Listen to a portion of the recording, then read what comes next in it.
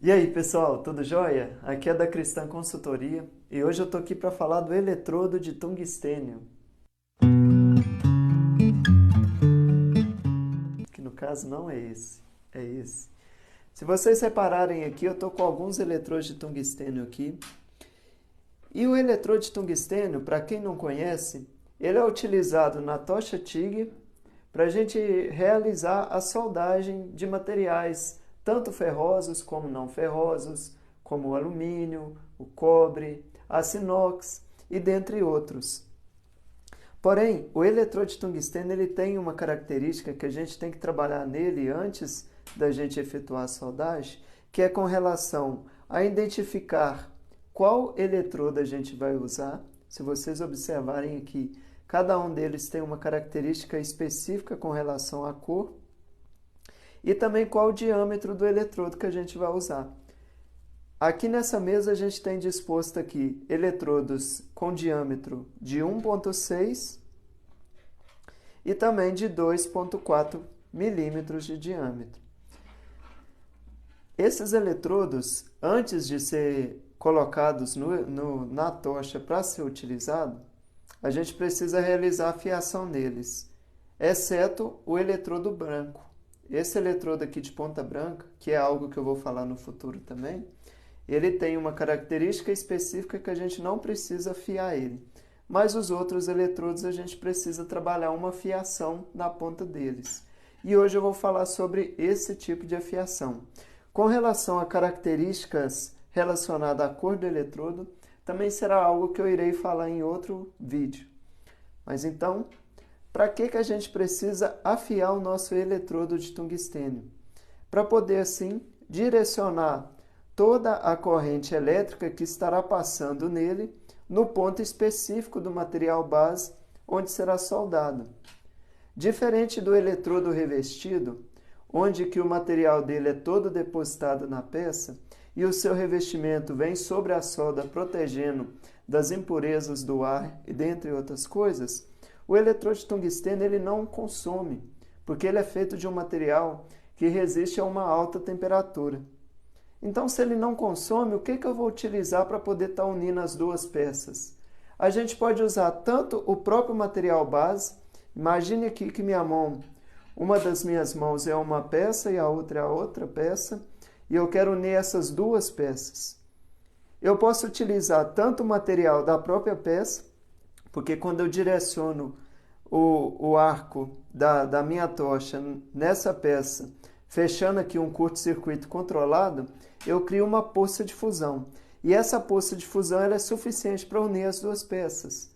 Porém, quando eu faço isso sem materiais de adição, que no caso é essa barrinha aqui, que a gente usa como material de adição, né, essa vareta, eu posso estar criando na minha peça mordeduras. Mas isso não impede que as duas peças sejam unidas. Eu posso usar tanto material base, como também varetas de adição. Agora que eu já falei sobre essa questão, vou estar falando sobre a afiação. Quando a gente vai afiar um eletrodo, a gente vai fazer o que nele? A gente vai criar uma ponta aguda nesse eletrodo, para que então, no final dessa ponta, o arco seja direcionado exatamente onde a gente espera que a solda aconteça. Existem muitos casos que quando o soldador vai realizar essa afiação, aqui a gente tem um mota esmeril, eles têm costume de trabalhar dessa forma aqui, ó, realizando a afiação do eletrodo com a sua posição num ângulo de 90 graus com relação à pedra. E isso faz com que a ponta ela seja afiada de forma incorreta, criando aqui um arco que vai se perder, ou seja, quando ele for sair, ele vai sair de forma helicoidal, ficando sem direção na peça que está sendo soldada. Então, quando a gente vai realizar a afiação do nosso eletrodo de tungstênio, a gente sempre tem que trabalhar com ele no mesmo ângulo que a pedra, para que assim toda a corrente elétrica seja direcionada para o mesmo ponto. Eu vou realizar agora a afiação desse eletrodo e vocês vão entender melhor o que eu estou falando. Agora eu vou estar mostrando para vocês como é que a gente faz a afiação correta do nosso eletrodo de tungstênio. Lembrando que enquanto eu estiver afiando, eu vou estar sempre girando ele para que todos os lados do eletrodo sejam afiados com o mesmo padrão. Então vamos lá.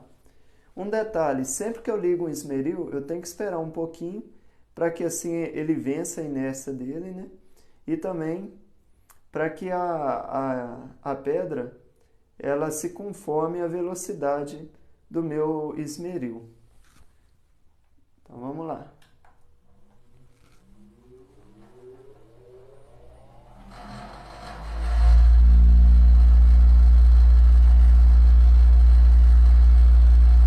Então vamos lá, pessoal, vamos fazer a fiação aqui então.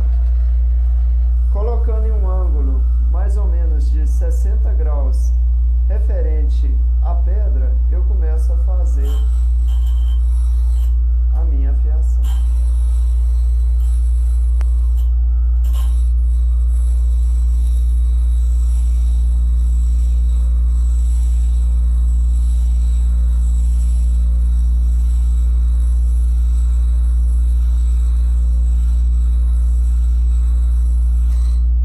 Nunca fique parado no mesmo lugar na pedra, porque isso faz com que crie frisos na pedra e a gente acaba perdendo a pedra antes do seu tempo útil, né? Então a melhor coisa que tem para a gente fazer quando a gente está fazendo uma ponta ou trabalhando no esmeril é sempre estar mudando o lugar que a gente está colocando em contato com o eletrodo.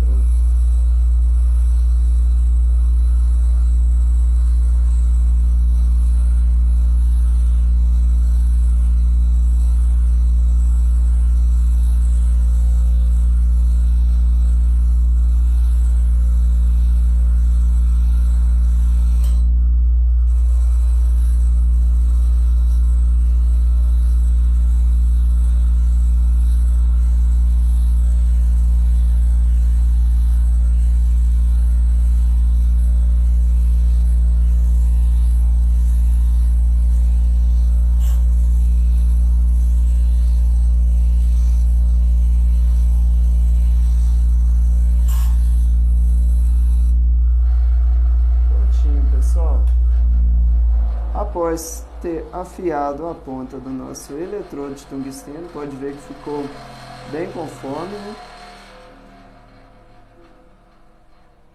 A gente já pode estar usando esse eletrodo para poder estar realizando a soldagem. É isso aí, pessoal. Em próximos vídeos, irei falar sobre a cor do eletrodo e para que ele aplica, para que a gente usa ele, né?